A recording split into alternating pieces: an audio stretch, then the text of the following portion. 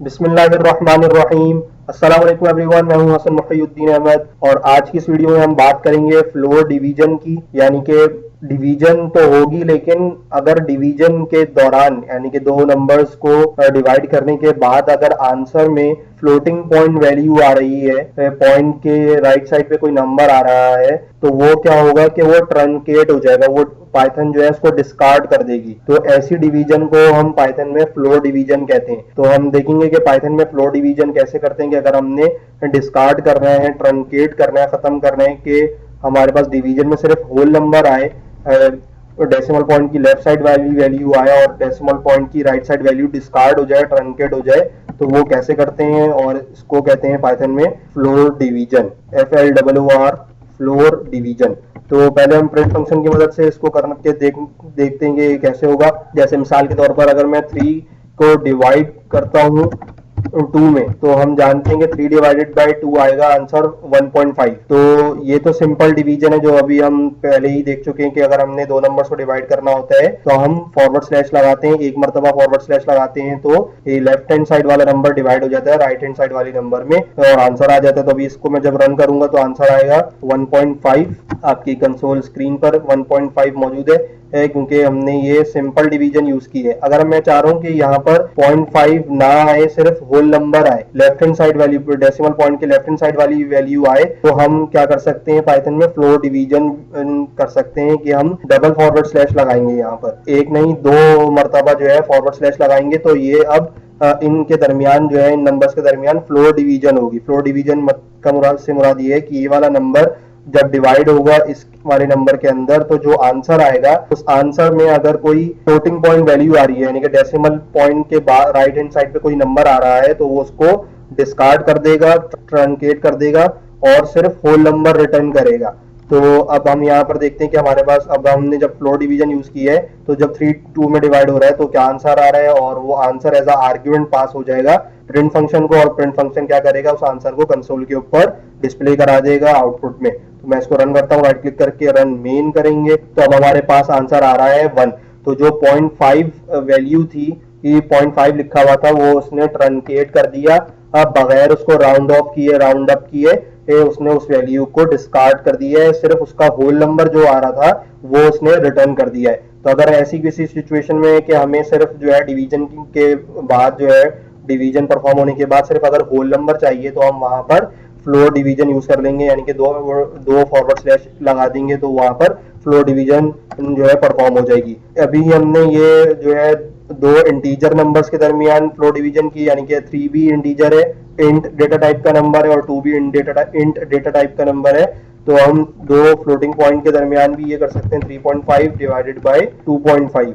तो हम दो फ्लोटिंग पॉइंट नंबर्स के दरमियान भी फ्लोर डिवीजन परफॉर्म कर सकते हैं। राइट क्लिक करके रन मेन करूंगा तो आउटपुट में आ रहा है 1.0। अगर हम इसको बगैर फ्लोर डिवीजन के करते तो आंसर क्या आता, तो इससे हमें ज्यादा बात समझ में आएगी कि क्या हो रहा है behind the scene. 3 right click करके रन करेंगे तो आंसर आ रहा है 1.5। ठीक, अगर हम जो है डबल फॉरवर्ड स्लैश लगाएंगे तो ये 0.4 जो है चला जाएगा यहाँ से और हमारे पास आंसर में आ जाएगा। राइट क्लिक करके मैं रन करूंगा तो फ्लोर डिवीजन में आंसर आ रहा है 1.0। मतलब अच्छा, अब ये सवाल आ सकता है कि ये अब ये 1.0 भी क्यों शो कर रहा है? 0.0 इसलिए शो कर रहा है क्योंकि ये जो वैल्यूज हमने यहाँ पर यूज की हैं उनकी डेटा टाइप जो है फ्लोट है, फ्लोटिंग पॉइंट वैल्यूज है, तो इसलिए उसका ओवरऑल रिजल्ट जो है वो फ्लोट में ही हमें शो कर रहा है। लेकिन उसकी जो वैल्यू आ रही थी वो डेसिमल पॉइंट के राइट हैंड साइड पे 4 जो नंबर आ रहा था वो उसने हमें रिटर्न नहीं किया है, सिर्फ यहाँ पर वो 0.0 शो कर रहा है। वो भी इसलिए क्योंकि ये दोनों नंबर्स जो हैं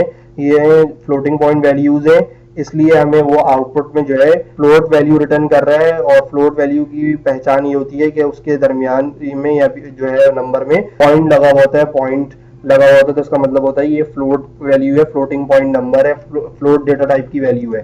तो ये इसलिए हमें 0.0 दिखा रहा है, हालांकि हमने फ्लोट डिवीजन भी यूज की है लेकिन फ्लोर डिवीजन में उसने जो 0.4 आ रहा था, यहाँ पर 4 आ रहा था, वो उसको उसने ट्रंकेट कर दिया है और डिस्कार्ड कर दिया है। अब हमने ये यहाँ पर डायरेक्ट नंबर्स को लिख के जो है फ्लोर डिवीजन परफॉर्म की थी। अब हम वेरिएबल्स की मदद से ये काम करके देखते हैं कि अगर हमने वेरिएबल्स में करना हो, तो वेरिएबल्स में वैल्यूज स्टोर करवाएंगी हो, जैसे 3, और मैं इसको कॉपी कर लेता हूँ, num2 के अंदर मैंने स्टोर करा दिया 2। तो अब मैं जो है इन वेरिएबल्स को यहाँ पर लिखूंगा, 3.5 की जगह मैंने लिख दिया num1, और यहाँ पर मैंने लिख दिया num2। तो अब क्या होगा कि num1 में वैल्यू आ जाएगी 3 और num2 में आ जाएगा 2। तो इससे जो है डिवीजन परफॉर्म होगी, फ्लोर डिवीजन परफॉर्म होगी। ये डबल फॉरवर्ड स्लैश क्योंकि हमने यूज किया, फर्क ये है कि हमने वेरिएबल यूज किया है, वेरिएबल से वैल्यू आ रही है, नंबर आ रहा है डिवीजन के लिए। तो राइट क्लिक करके रन करेंगे तो आउटपुट में आ रहा है हमारे पास 1।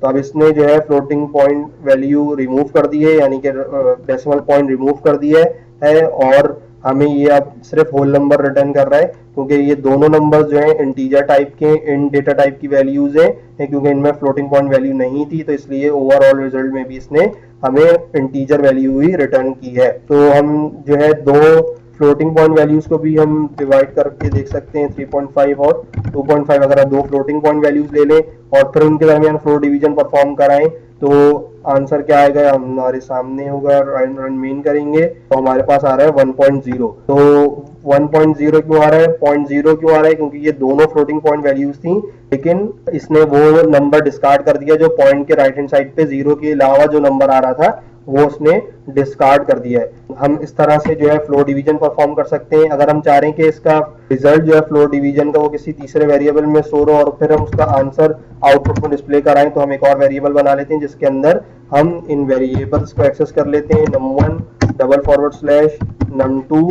तो और अब हम यहाँ पर जो है कैलकुलेशन जो परफॉर्म होगी वो वेरिएबल्स में वैल्यूज आएंगी, यहाँ से 3.5 आ जाएगा num1 के अंदर और 2.2 आ जाएगा num2 के अंदर इधर, क्योंकि हमने ये ऊपर वैल्यूज स्टोर करवा दी है, और उनके दरमियान जो है फ्लोर डिवीजन परफॉर्म होगी। उसका आंसर जो आएगा वो स्टोर हो जाएगा इस लेफ्ट हैंड साइड पे लिखे हुए वेरिएबल ans के अंदर, और हम प्रिंट करवा देते हैं ans को, ताकि हमें आउटपुट दिखाई दे कि क्या आउटपुट आया है डिवीजन के बाद। तो अब आ रहा है 1.0। तो ये है फ्लोर डिवीजन। अगर हम चाह रहे हैं कि डायरेक्टली यहाँ पर नंबर्स हो तो वेरिएबल ना हो, तो हम ये भी कर सकते हैं कि 3.5 डबल फॉरवर्ड स्लैश यानी कि फ्लोर डिवीजन 2.2।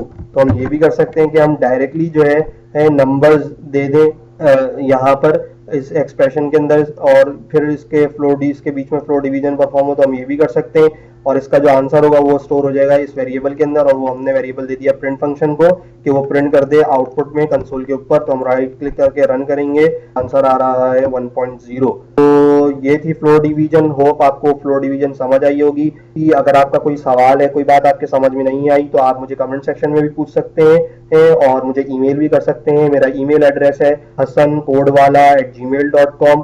अगर आपके कोड में कोई बग आ रहा है, एरर आ रहा है, तो वो भी आप मुझे ईमेल पर पूछ सकते हैं। इंशाल्लाह मैं आपके सवाल का जरूर जवाब दूंगा। Until the next वीडियो, अपना बहुत ख्याल रखिएगा। मैं हूं हसन मोहिउद्दीन अहमद। अल्लाह हाफिज।